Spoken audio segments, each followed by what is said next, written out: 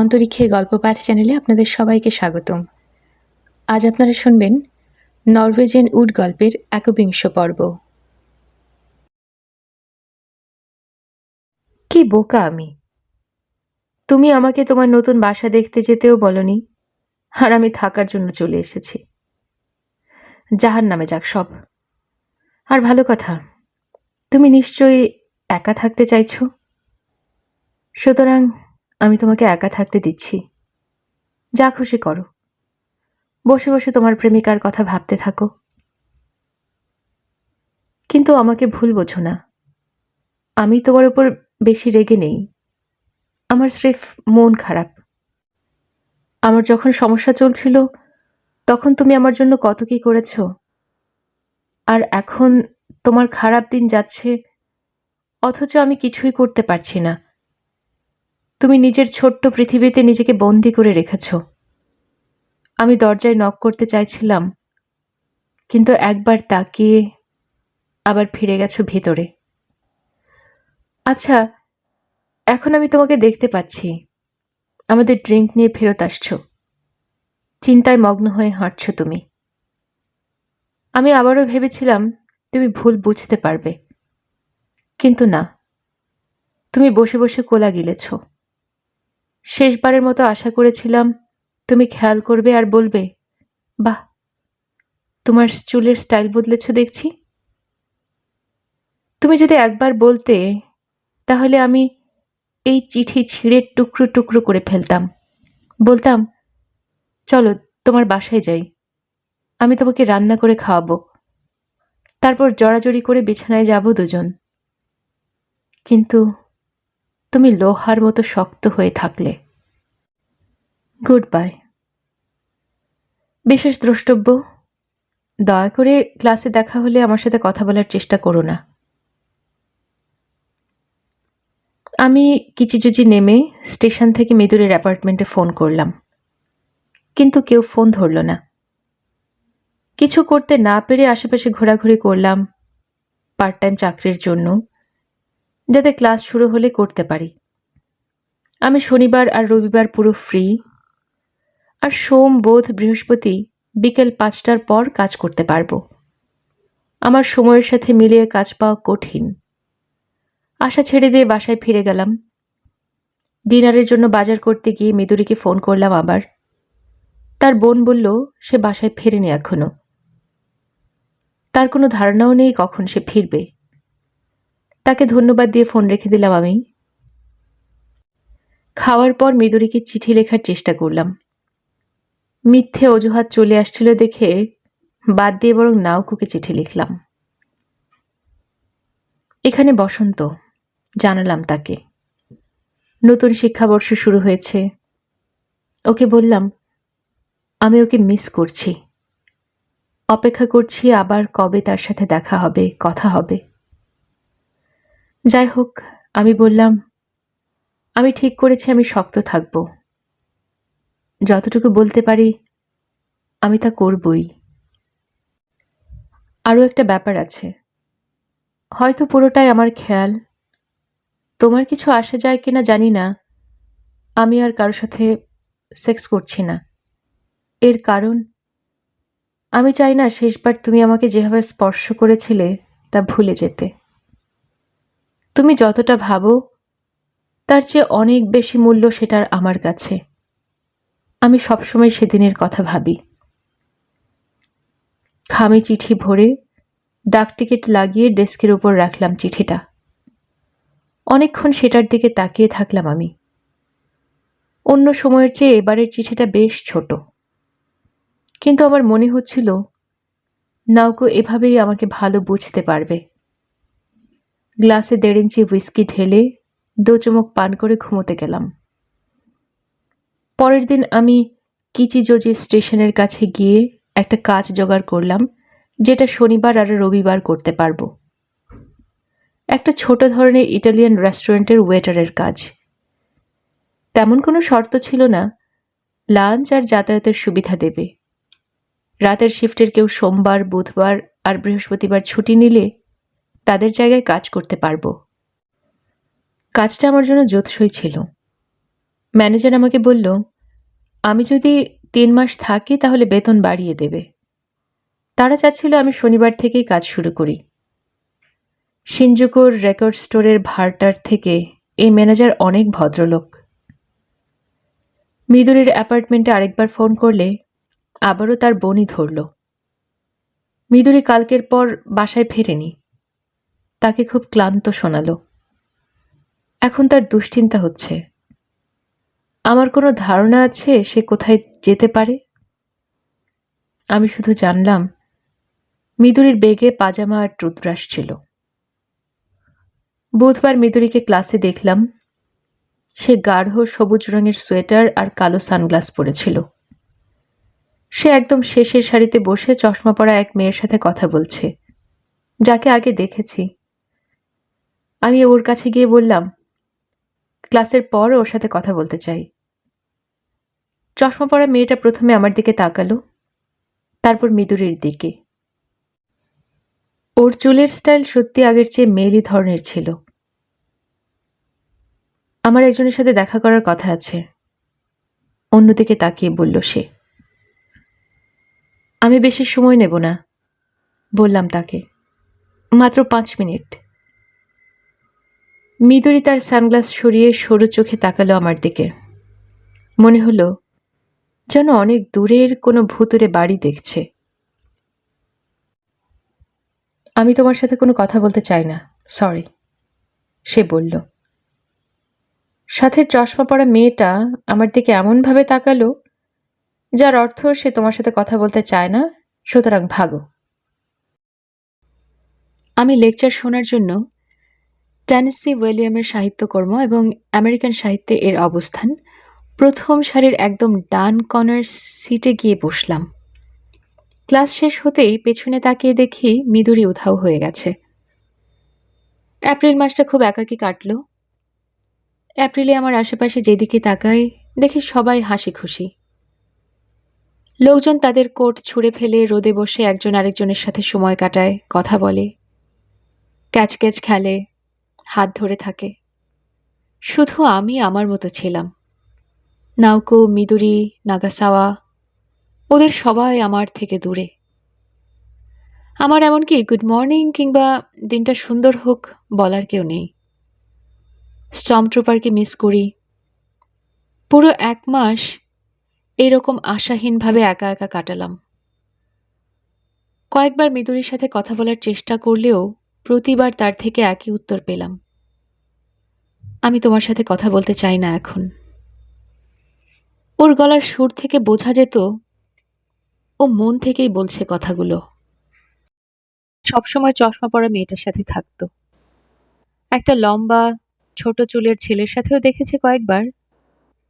ছেলেটার পা অনেক লম্বা আর সবসময় সাদা বাস্কেটবল শু পরে থাকতো। এপ্রিল শেষ, মে এলো। এপ্রিলের চেয়েও খারাপ ছিল মে। সন্ধ্যার পর আমার বুক কাঁপতো। সন্ধ্যার হালকা আলোয় বাতাসে ম্যাগনোলিয়ার হালকা সুবাস পাওয়া যেত। কোনো সতর্কতা ছাড়াই আমার বুক কাঁপতো, তীব্র ব্যথা করত। আমি চোখ বন্ধ করে ঠোঁট কামড়ে অপেক্ষা করতাম কখন শেষ হবে। একসময় শেষ হতো, কিন্তু ধীরে ধীরে, অনেক সময় নিয়ে। পেছনে একটা হালকা ব্যথা রেখে যেত। সেসব সময়ে আমি নাওকোকে লিখতে বসতাম।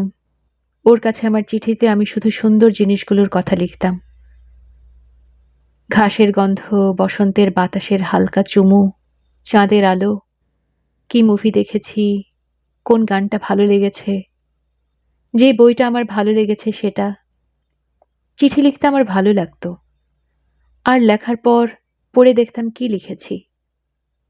আমার মনে হতো আমি যে দুনিয়ায় বাস করছি তা কত সুন্দর। এরকম প্রচুর চিঠি লিখেছি, কিন্তু নাওকো বা রেকোর কোনো চিঠির উত্তর দেয়নি। যে রেস্টুরেন্টে আমি কাজ করতাম সেখানে আমার বয়সে এক ছাত্রের সাথে খাতির হলো কিছুটা। নাম ইতোহ। সে ছিল আর্ট কলেজের তৈলচিত্রের ছাত্র। অনেক সময় লেগেছিল আমার সাথে খাতির হতে, কিন্তু এক সময় আমরা কাজের পর একসাথে বারে যেতে শুরু করলাম আর যাবতীয় বিষয় নিয়ে কথা বলতে লাগলাম। সেও পড়তে আর গান শুনতে পছন্দ করত। আমরা মূলত বই আর রেকর্ড নিয়েই আলাপ করতাম। সে ছিল শুকনো, সুদর্শন, মাথায় ছোট ছোট চুল।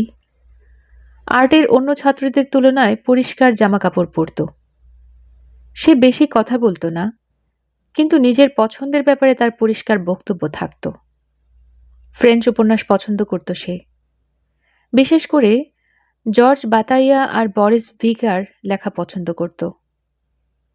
মিউজিকের ক্ষেত্রে তার পছন্দ ছিল মোজার্ট আর রাভেল। আর আমার মতো সেও একজন বন্ধু খুঁজছিল যার সাথে এসব নিয়ে কথা বলা যেতে পারে। ইতো একবার আমাকে তার অ্যাপার্টমেন্টে দাওয়াত দিয়েছিল। ওর বাসা খুঁজে পাওয়া আমার বাসার মতো কঠিন ছিল না। এনুকাসির পার্কের পেছনে একতলায় একটা অদ্ভুত অ্যাপার্টমেন্ট ছিল ওর। রুম ভর্তি পেইন্টিংয়ের জিনিসপত্র আর ক্যানভাস। আমি তার কাজ দেখতে চাইলে সে ভীষণ বিব্রত বোধ করছিল। কাঠের চুলায় মাছ পুড়িয়ে আর ওর বাবার কাছ থেকে চুরি করা সিভাস রিগেল দিয়ে ডিনার করলাম আমরা। সাথে রবার্ট কাসাদিসার মোজার্ট পিয়ানো কনসার্ট উপভোগ করলাম। ইতো বাড়ি নাগাসাকিতে। সেখানে তার একজন গার্লফ্রেন্ড ছিল যার সাথে বাড়িতে গেলে ঘুমাতো, কিন্তু এখন তার সাথে সম্পর্ক ভালো যাচ্ছে না। জানোই তো মেয়েরা কেমন হয়, বলল সে। বয়স 20-21 হলেই হঠাৎ তাদের মাথায় ভূত চাপে। তারা বাস্তব জীবন নিয়ে চিন্তা শুরু করে দেয়। আর এমন যখন শুরু হয় তখন প্রেম ভালোবাসা তাদের কাছে পানসে লাগে। এখন যখন আমি তাকে দেখতে যাই, সাধারণত সেক্সের পর সে প্রশ্ন করবেই, পাশ করার পর তোমার পরিকল্পনা কি? আসলেই, পাশ করার পর তোমার পরিকল্পনা কি? আমি জানতে চাইলাম। মাছ চিবোতে চিবোতে সে মাথা নাড়ল। কি করার আছে, আমি করি অয়েল পেন্টিং।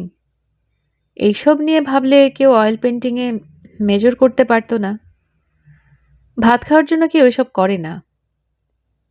তো তার বক্তব্য হচ্ছে, কেন আমি নাগাসাকিতে ফিরে গিয়ে আর্টের শিক্ষক হই না। তার নিজের ইচ্ছে ইংরেজির শিক্ষক হওয়ার। তুমি আর এখন ওর জন্য পাগল নও, তাই না? বলতে পারো, এ তো স্বীকার করল। কোন শালা আর্টের শিক্ষক হতে চায়? আমি আমার সারা জীবন মিডল স্কুলের বান্দরগুলোকে আঁকা শেখাতে পারবো? সেটা অন্য কারণ, বললাম তাকে। তোমার কি মনে হয় না তোমার উচিত ওর সাথে সম্পর্ক ভেঙে দেয়া? দুজনের জন্যই ভালো হয় এটা। অবশ্যই উচিত, কিন্তু আমি জানি না কিভাবে তাকে কথাটা বলবো। সে আমার সাথে সারা জীবন কাটানোর প্ল্যান করে বসে আছে। কিভাবে তাকে বলি আমাদের আলাদা হয়ে যাওয়া উচিত, কারণ তোমাকে আমার পছন্দ হচ্ছে না। আমরা বরফ ছাড়া সোজা সিভাস খেলাম। মাছ শেষ হয়ে গেলে কিছু শশা আর শাক কেটে মিসুতে ডুবিয়ে খেলাম আমরা। শশায় কামড় দিতে শব্দ হওয়ায় মিদুরির বাবার কথা মনে হলো। আবারও উপলব্ধি করলাম মিদুরি ছাড়া আমার জীবন কেমন পানসে হয়ে গেছে। আর এই চিন্তা করে আমার মেজাজও খারাপ হয়ে গেল। ওর উপস্থিতিতে যে আমার জীবনে কবে কখন বিশাল কিছু হয়ে গেছে কিছুই টের পাইনি আগে।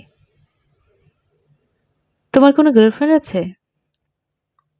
আছে, আমি বলে একটু থামলাম।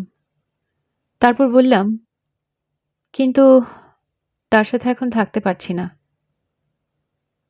কিন্তু তোমার তো একজন আরেকজনকে বুঝতে পারো, তাই না? আমার তো মনে হয় পারি। না হলে কি লাভ? মুখ টিপে হাসলাম আমি। এই তো চাপা সুরে মোজার্টের মহত্ব নিয়ে কথা বলল। সে মোজার্টের একদম ভেতর বাইরে সব চেনে। একজন গ্রামের ছেলে যেমন করে পাহাড়ের রাস্তা চেনে। ওর বাবা মিউজিক পছন্দ করতেন, তাই সে একদম ছোট থেকে মিউজিক শুনে বড় হয়েছে।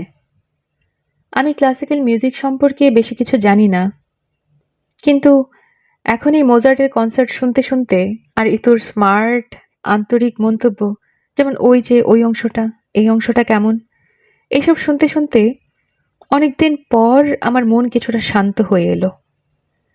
আমরা ইনুকাশির পার্কের উপর ঝুলে থাকা বাঁকা চাঁদ দেখতে দেখতে শেষ বিন্দু পর্যন্ত সিভাস রিগাল গিললাম। দারুণ হুইস্কি। এ তো তার বাসায় রাতে যেতে বলল আমাকে, কিন্তু আমি তাকে বললাম আমার কিছু কাজ আছে। হুইস্কির জন্য ধন্যবাদ জানিয়ে 9টার দিকে বেরিয়ে পড়লাম। বাসায় ফেরার পথে পাবলিক ফোন থেকে মিদুরিকে কল করলাম আবার। আমাকে অবাক করে দিয়ে সে ফোন ধরল। সরি, এই মুহূর্তে তোমার সাথে কথা বলতে চাই না। আমি জানি, কিন্তু আমি চাই না আমাদের সম্পর্ক এভাবে শেষ হয়ে যাক। আমার অল্প কয়েকজন বন্ধুর তুমি একজন। তোমার সাথে দেখা না হওয়া আমার জন্য কষ্টদায়ক। এতটুকু অন্তত আমাকে বলো, কবে আমি তোমার সাথে কথা বলতে পারবো? যখন আমার মনে হবে তোমার সাথে কথা বলতে চাইছি তখন, সে বলল। কেমন আছো তুমি? ভালো। কথাটা বলেই সে ফোন রেখে দিল। মে মাসের মাঝামাঝি রেইকোর চিঠি এলো। নিয়মিত চিঠি লেখার জন্য ধন্যবাদ। নাওকো তোমার চিঠি পড়তে ভালোবাসে, আমিও। আশা করছি আমি পড়ি বলে তুমি রাগ করো না, নাকি? দুঃখিত, তোমাকে অনেকদিন চিঠি দিতে পারিনি। সত্যি বলতে আমি কিছুটা ক্লান্ত বোধ করছি, আর দেওয়ার মতো ভালো কোনো খবরও আমার কাছে নেই। নাওকোর অবস্থা ভালো না। ওর মা এসেছেন কোবে থেকে। আমরা 4জন, আমি, নাওকো, নাওকোর মা আর ডাক্তার অনেকক্ষণ আলোচনা করেছি এবং সবাই মতামত দিয়ে একমত হয়েছি যে নাওকোকে কোনো সত্যিকারের হাসপাতালে নিয়ে চিকিৎসা দেওয়া হবে। তারপর অবস্থা ভালো হলে সে আবার এখানে ফিরে আসতে পারে। পুরোটাই নির্ভর করে সেখানে ফলাফল কী হবে তার উপর। নাওকো এখানেই থাকতে চায়, এখানে এসে ভালো হওয়ার চেষ্টা করতে চায়। আমি জানি আমি ওকে অনেক মিস করব আর অনেক দুশ্চিন্তা হবে, কিন্তু বাস্তবতা হলো ওকে এখানে নিয়ন্ত্রণে রাখা ক্রমশই কঠিন হয়ে পড়ছে। বেশিরভাগ সময় সে ঠিকই থাকে, কিন্তু মাঝে মাঝে তার আবেগ ভয়াবহ অস্থির হয়ে পড়ে। তখন ওকে চোখে চোখে রাখতে হয় সব সময়। বলা অসম্ভব তখন কি করে সে ফেলে। যখন সেই ওইসব কণ্ঠ শুনতে পায় তখন একদম চুপ হয়ে যায় আর নিজের মধ্যে গুটিয়ে ফেলে। সেজন্য আমি মনে করি নাওকোর জন্য ভালো হবে সঠিক প্রতিষ্ঠানে গিয়ে থেরাপি নেয়া। বলতে খারাপ লাগছে, কিন্তু এর বেশি কিছু করার ক্ষমতা আমাদের নেই। আগেও তোমাকে বলেছি, আবারও বলছি, এরকম সময়ে ধৈর্য ধারণ খুবই জরুরি। আশা না হারিয়ে জড়িয়ে যাওয়া সব সুতো ধীরে ধীরে একটা একটা করে ছোটাতে হবে। ওর অবস্থা যতই নিরাশাজনক হোক না কেন, আমাদেরকে ঝুলে যাওয়া সুতোকে আজকে হোক কালকে হোক খুঁজে বের করতেই হবে। তুমি যদি গভীর অন্ধকারের মধ্যে গিয়ে পড়ো, তাহলে সব থেকে ভালো যা করতে পারো তা হলো শক্ত করে বসে অন্ধকারের সাথে চোখ সইয়ে নেয়া। এই চিঠি যখন তুমি হাতে পাবে ততদিনে নাওকোকে অন্য হাসপাতালে সরিয়ে নেয়ার কথা। সরি, সিদ্ধান্ত না হওয়া পর্যন্ত তোমাকে জানাতে পারিনি, কিন্তু কাজ করতে হয়েছে অনেক দ্রুত। নতুন হাসপাতালটা সত্যি খুব ভালো জায়গা, সেখানে ডাক্তাররাও ভালো। আমি তোমাকে ঠিকানা পাঠাচ্ছি, নাওকোকে ওখানে চিঠি পাঠিও। তারা আমাকে নাওকোর উন্নতির খবর নিয়মিত জানাবে। আমি কিছু জানলে তোমাকে অবশ্যই জানাবো। আশা করছি ভালো সংবাদ দিতে পারবো। আমি জানি পুরো ব্যাপারটা তোমার জন্য কঠিন হয়ে পড়েছে, কিন্তু আশা হারিও না। এখনো নাওকো না থাকলেও আমাকে মাঝে মাঝে চিঠি লেখো। Good bye. আমি সেই বসন্তে প্রচুর চিঠি লিখলাম। প্রতি সপ্তাহে নাওকোকে একবার, রেইকোকে অনেকগুলো, আরও অনেকগুলো লিখলাম মিদুরিকে। ক্লাসে বসে, বাসায় সিগালকে কোলে নিয়ে, ডেস্কে বসে, কাজের বিরতির ফাঁকে ইটালিয়ান রেস্টুরেন্টে বসে চিঠি লিখলাম। যেন চিঠি লিখে আমার ভাঙা জীবন জোড়া দিচ্ছি। মিদুরিকে লিখলাম, এপ্রিল আর মে মাস খুব কষ্টদায়ক ছিল। একাকিত্বে কেটেছে, কারণ তোমার সাথে কথা হয়নি। আমি কখনো বুঝিনি বসন্তকাল এরকম একাকী আর কষ্টদায়ক হতে পারে। এরকম একটা বসন্তের চেয়ে 3 ফেব্রুয়ারি ভালো। আমি জানি অনেক দেরি হয়ে গেছে বলতে, কিন্তু তোমার চুলের নতুন স্টাইলে তোমাকে সুন্দর দেখাচ্ছে, একদম কিউট। আমি ওখানে একটা ইটালিয়ান রেস্টুরেন্টে কাজ করছি। বাবুর্চি আমাকে দারুণ স্প্যাগেটি রান্না শিখিয়েছে। তোমাকে শিগগিরই রান্না করে খাওয়াতে চাই। প্রতিদিন ক্লাসে গেলাম, সপ্তাহে 2বার কি 3বার রেস্টুরেন্টে কাজ করলাম আমি। তোর সাথে আলাপ করলাম মিউজিক আর বই নিয়ে। বরিস ভিয়ার বই ধার নিয়ে পড়লাম, চিঠি লিখলাম, সিগালের সাথে খেললাম, স্পেগ্যাটি বানালাম, কাজ করলাম বাগানে।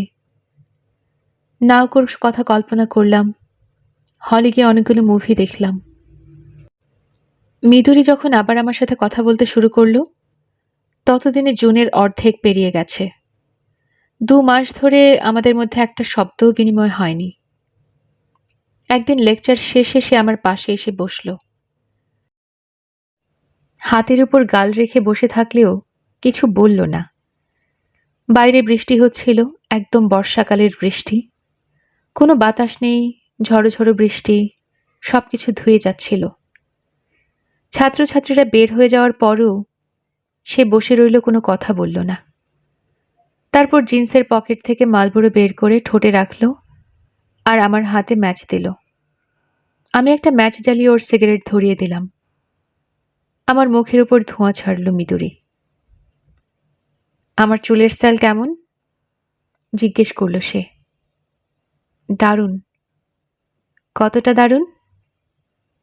দুনিয়ার প্রত্যেকটা বনের প্রত্যেকটা গাছকে শুইয়ে দেওয়ার মতো দারুণ।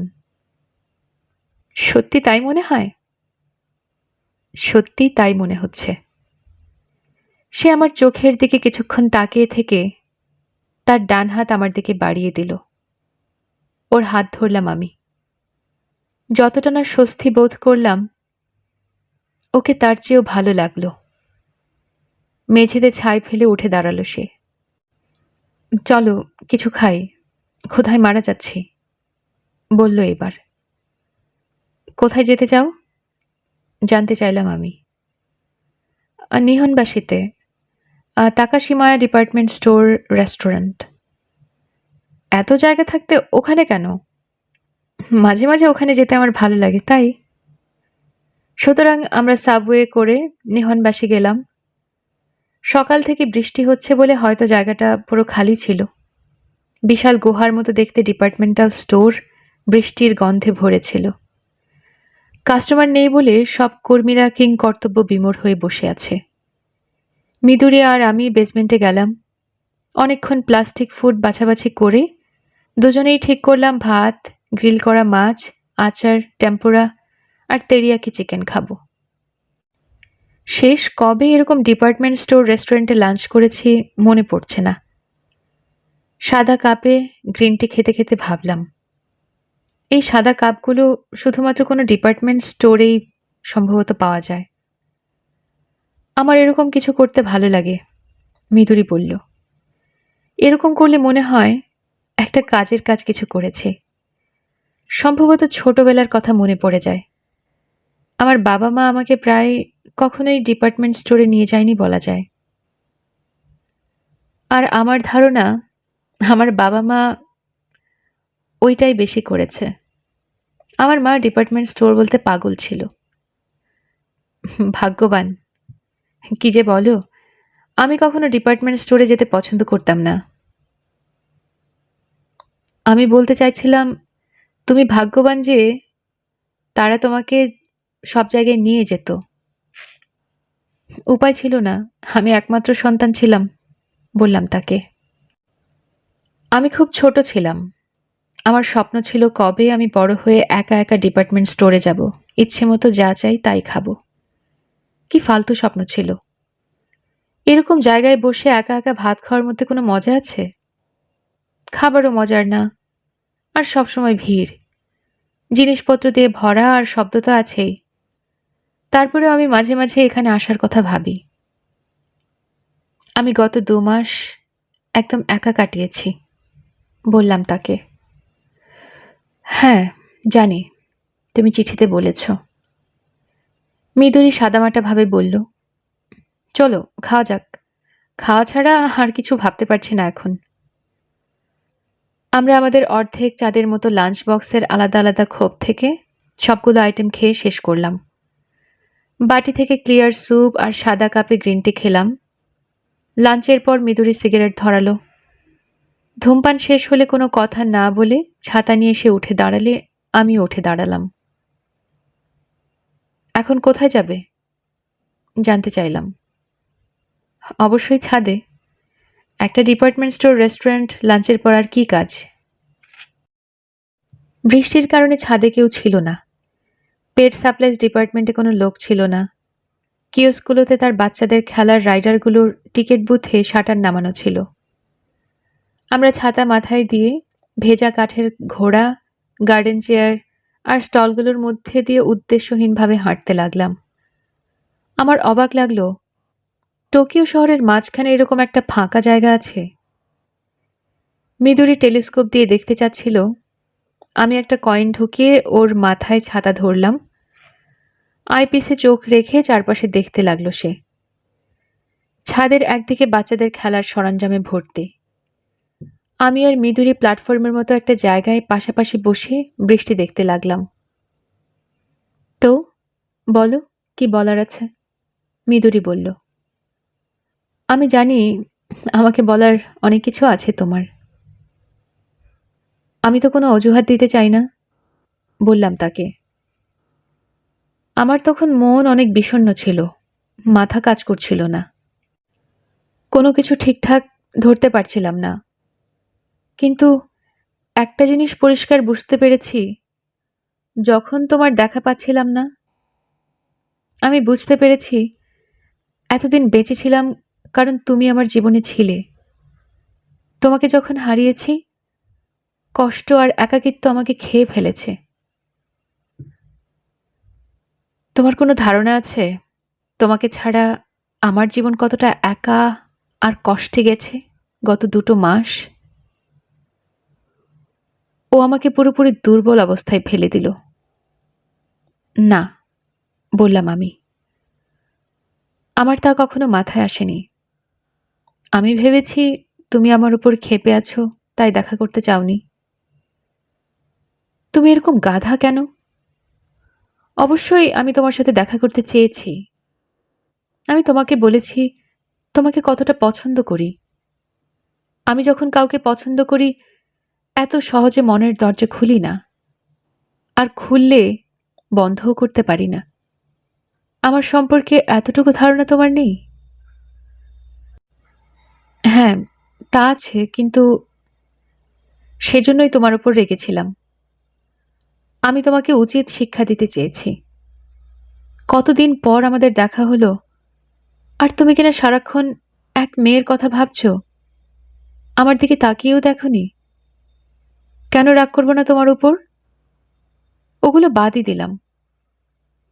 আমার অনেক দিন থেকেই মনে হচ্ছিল তোমার থেকে কিছুদিন দূরে থাকা উচিত। কিছু ব্যাপার পরিষ্কারভাবে চিন্তা করা উচিত। সেই ব্যাপারগুলো কি? আমাদের সম্পর্ক আবার কি? অবস্থা এমন হয়ে গেছিল যে আমি আমার বয়ফ্রেন্ডের থেকে তোমার সান্নিধ্য বেশি পছন্দ করছিলাম। মানে, এর চেয়ে অদ্ভুত আর কি হতে পারে? এটা তো জটিলও। আমি তাকে এখনো পছন্দ করি। সে একটু আত্মকেন্দ্রিক, সংকীর্ণ মনের অধিকারী আর ফ্যাসিস্ট ধরনের, কিন্তু তার অনেক ভালো গুণও আছে। সে প্রথম লোক যার প্রতি আমি সিরিয়াস হয়েছিলাম। আর তুমি? হ্যাঁ, তুমিও আমার কাছে স্পেশাল। আমি তোমাকে বিশ্বাস করি, তোমাকে পছন্দ করি, তোমাকে হারাতে চাই না। দিশাহারা হয়ে গিয়েছিলাম সবকিছু নিয়ে, তাই সোজা ওর কাছে গিয়ে প্রশ্ন করলাম আমি কি করব। সে আমাকে বলল তোমার সাথে দেখা করা বন্ধ করতে। বলল যদি তোমার সাথে দেখা করি তাহলে ওর সাথে সম্পর্ক ভেঙে দিতে, ব্রেকআপ করতে। তো তুমি কি করলে? আর কি, ব্রেকআপ করলাম। মৃদুরী একটা মালবুড়ো মুখে দিয়ে হাত দিয়ে ঢেকে আগুন ধরিয়ে টান দিল। কেন? কেন? চিৎকার করে বলল সে। তুমি কি পাগল? তুমি ইংরেজির সাবজেক্টিভ বোঝো, ত্রিকোণমিতি বোঝো, মার্কস বোঝো, আর এই সহজ ব্যাপারটা বুঝতে পারছো না, আবার প্রশ্ন করছো? আমি তোমাকে তার চেয়ে বেশি পছন্দ করি, সেই জন্য। ভালো হতো যদি আরো সুদর্শন কারো প্রেমে পড়তে পারতাম, কিন্তু পারিনি। আমি প্রেমে পড়েছি তোমার। আমি কথা বলার চেষ্টা করলাম, কিন্তু গলা দিয়ে কিছু বের হলো না। মৃদুরী সিগারেটটা পানিতে ছুঁড়ে ফেলল। তুমি দয়া করে এরকম চেহারা করা বন্ধ করবে? আমি কিন্তু কেঁদে ফেলব। চিন্তা করো না, আমি জানি তুমি অন্য কাউকে ভালোবাসো। তোমার কাছ থেকে কোনো কিছু পাওয়ার আশাও করছি না, কিন্তু আমাকে অন্তত একবার জড়িয়ে ধরতে পারো? এই 2 মাস আমার জন্য অনেক কঠিন কেটেছে। আমি ছাতা খুললাম, গেমসের জায়গাটার পেছনে গেলাম দুজনে। আমাদের শরীর একসাথে লেগে গেল, তারপর মিলিত হলো ঠোঁটগুলো। ওর জিন্সের জ্যাকেট আর চুল থেকে বৃষ্টির গন্ধ পাওয়া যাচ্ছিল। মেয়েদের শরীর এত নরম আর উষ্ণ কেন? কতদিন আমার কারোর সাথে শারীরিক সম্পর্ক হয়নি। শেষ যেদিন তোমার সাথে দেখা হয়েছিল, সেই রাতে আমি ওর সাথে কথা বলেছি, ব্রেকআপ করেছি। মৃদুরী বলল। আমি তোমাকে ভালোবাসি, বললাম ওকে। একদম মন থেকে ভালোবাসি। আমি তোমাকে আবার হারিয়ে দিতে চাই না, কিন্তু আমার কিছু করার নেই, আমার হাত পা বাঁধা। ওই মেয়েটার জন্য। আমি মাথা ঝাঁকিয়ে সায় দিলাম। ওর সাথে শুয়েছ তুমি? একবার, 1 বছর আগে। আর এরপর দেখা হয়নি ওর সাথে? 2 বার দেখা হয়েছে, কিন্তু আমরা কিছু করিনি। কেন? সে তোমাকে ভালোবাসে না? সেটা বলা কঠিন, আমি বললাম। ব্যাপারটা অনেক জটিল, অনেক কিছু পেঁচিয়ে গেছে, আর অনেক দিন থেকে চলছে এমন সমস্যা। আমি জানি না কি হচ্ছে এখন, সেও জানে না। আমি শুধু জানি একজন মানুষ হিসেবে আমার কিছু দায়িত্ব রয়েছে, আমি তা কোনোভাবে এড়িয়ে যেতে পারি না। অন্তত এই মুহূর্তে আমি এরকম অনুভব করছি। সে যদি আমাকে ভালো নাও বাসে, তারপরেও। আমি তোমাকে সরাসরি একটা কথা বলি ওয়াতেনাবে। মৃদুরী আমার ঘাড়ে গাল রেখে বলল। আমি বাস্তব জীবন্ত একজন মানুষ, শিরার ভেতর দিয়ে রক্ত চলছে, এতটাই জীবন্ত। তুমি আমাকে বুকে ধরে রেখেছ, আর আমি তোমাকে বলছি আমি তোমাকে ভালোবাসি। তুমি যা বলবে তা করার জন্য আমি তৈরি।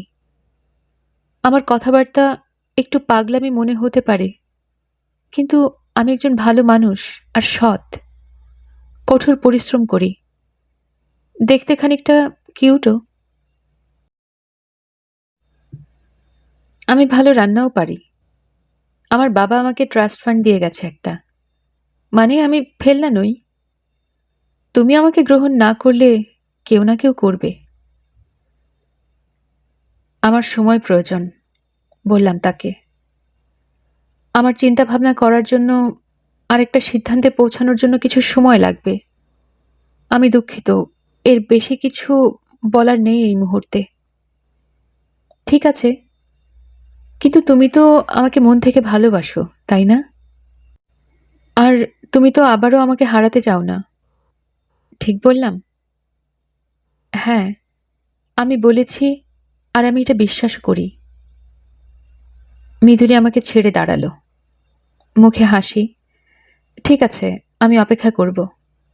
আমি তোমাকে বিশ্বাস করি, কিন্তু আমাকে যখন গ্রহণ করবে, শুধুই আমাকে গ্রহণ করতে হবে।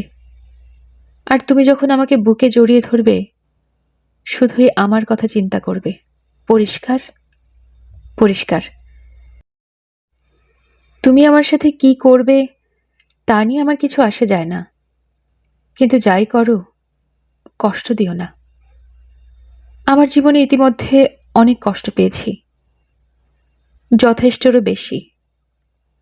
আমি শুধু সুখী হতে চাই। আমি ওকে কাছে টেনে মুখে চুমু খেলাম। দয়া করে ফালতু ছাতাটা ফেলে দিয়ে দু হাতে আমাকে জড়িয়ে ধরো, শক্ত করে ধরো, বলল সে। কিন্তু আমরা তো ভিজে যাব। তাতে কি? এসব চিন্তা না করে আমাকে শক্ত করে জড়িয়ে ধরো। আমি পুরো 2 মাস এর জন্য অপেক্ষা করেছি। আমি ছাতা ফেলে দিয়ে বৃষ্টির মধ্যে ওকে জড়িয়ে ধরলাম। কোনো শব্দ না করে বৃষ্টি একটানা পড়েই চলল। আমাদের চুল ভিজে গেল, অশ্রুর মতো নেমে গেল গাল বেয়ে। ছাদের নিচে ফিরে গেলে কেমন হয়? বললাম তাকে। এর চেয়ে আমার বাসায় চলো, ওখানে কেউ নেই। এভাবে থাকলে আমাদের ঠান্ডা লেগে যাবে। তা ঠিক।